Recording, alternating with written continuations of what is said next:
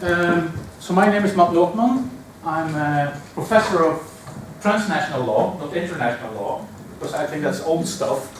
We have to transcend these things, not just between states. There's more animals running around in this world than states. And I'm the executive director of an organization called the Academic Council of the United Nations System. And that's hosted and sponsored for 5 years by Coventry University.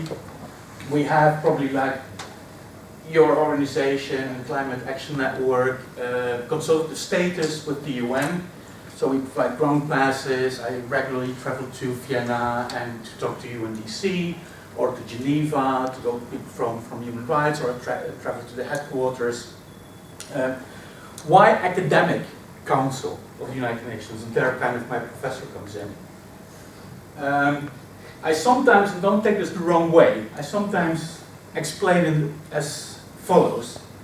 Academics think, but never act. Activists, however, act, but never think. Oh, see, there is, but you need, as an academic, to go into these kind of debates. Otherwise, we would be preaching for the converted. And that's what you very often see. Climate change, nuclear arms, very often preaching for the converted, and the academic comes in and stirs this a little bit. Because if you would ask me, what would your ideal world look like? I could give you a list of peace, no poverty, no vulnerability, diversity, no nukes, no small arms, no landmines, no human rights violations, etc., etc., etc., etc. My wicked problem is, how do we get there? Why do we still not have that nuclear-free world? Why are many people aware of the problems, and can we not still solve it? And then as an academic, you would problematize the problem and say, it's, the 9 nuclear countries are telling others, and restraining others. I think, from an academic point again, that's a bit too simple. What's the wicked problem? Why can't we get one? We see what our ideal world is. Why can't we get there?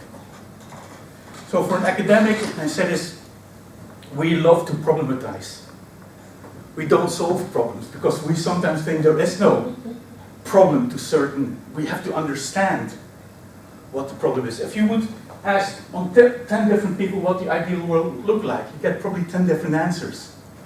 Now the interesting thing is, in these dialogues and conversations, how do you get 10 different opinions getting together and coming to the same solution? Well, that's religious, or political, or geopolitical, and that's where the academic, that's why I want to understand, basically. I would love to understand why this is. Why the General Assembly, 192 states, are unable to pressure 9 nuclear powers. What is this precisely? What do we do with these treaties? How important are these? We have numerous treaties on climate, on human rights. What precisely have they changed? Except for, yes, there is a treaty, and it's great that we do have the treaty. So I investigate, and the Academic Council tries to be a critical friend of the UN. You all probably know that there is reform within the UN. The UN is basically already reforming for the last 75 years, ever since the charter was written in stone, and it's basically written in stone because you can't change it, because the 5 permanent members have a veto. So that doesn't change. So we have to look at the practice, and you mentioned it, customary international law. Can we look at changing practices? Can we indeed, from the behavior of the UK, tell something, apart from they're not ratifying the treaty? So how do we do this? And then we have to be careful when we hear states speak. If we look at the reform of the United Nations, for example, India would say, Security Council has to be more democratic. There have to be more states from the global south to represent the global south. I personally don't think that India is going to represent the global south. India is going to represent India. Germany is not representing Europe. The UK or France is not representing Europe. Germany is going to represent Germany. Nigeria, Brazil. So the whole talk about democratizing the United Nations, we have to ask questions. And I think academics and the academic council should do that. We have to ask these questions. What do we do if we have 10 different opinions on what the ideal world looks like? And that is, I think, where the conversation, I think that's what the UN wants with UN 75, to have these conversations. Not only to talk to the converted, but to talk to each other. Where do we disagree? What is, let's say, the trade-off between nuclear, free world, climate change, human rights, landmines, small arms? You have so many NGOs. How do we deal with those trade-offs? So the Academic Council tries increasingly to convince the United Nations that there should be more debate in the United Nations. What you very often see is that UN staff is almost cultured into a diplomatic language. UN staff, for example, is not allowed formally to call the Syrian conflict a conflict. They use the word crisis.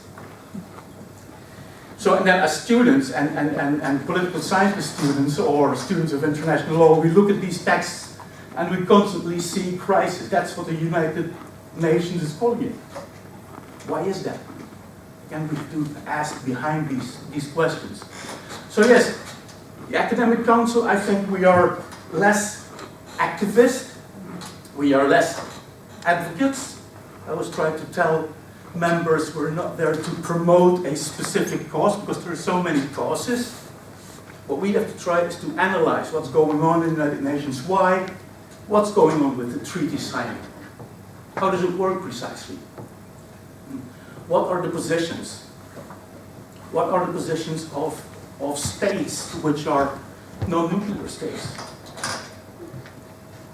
So, academic, I think there should be more room for academia. And I think you also said it, you know, experts are increasingly kind of looked upon, frowned upon, like it's either fake news or you're in the ivory tower and you don't know what's going on in the real world.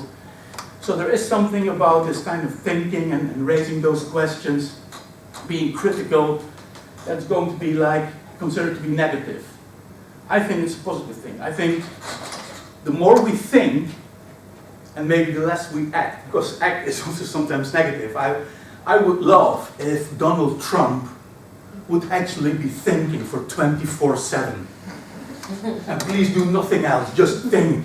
Don't tweet, don't sign things, don't do speeches, just think for 24/7. Boris Johnson, with all due respect, please think for 24/7. Don't do anything else. I think if a lot of people would just continue to think rather than act, maybe we would have a kind of an ideal world. And that's of course a little bit charging the debate. I'm putting a little bit the academic animal against the activist animal. But that's the Academic Council on the United Nations system, established 30 years ago, basically when the UN was in crisis. Strangely enough, it was established almost 2 years before the wall fell, and then there was this euphoria about the UN. UN would change everything. Everything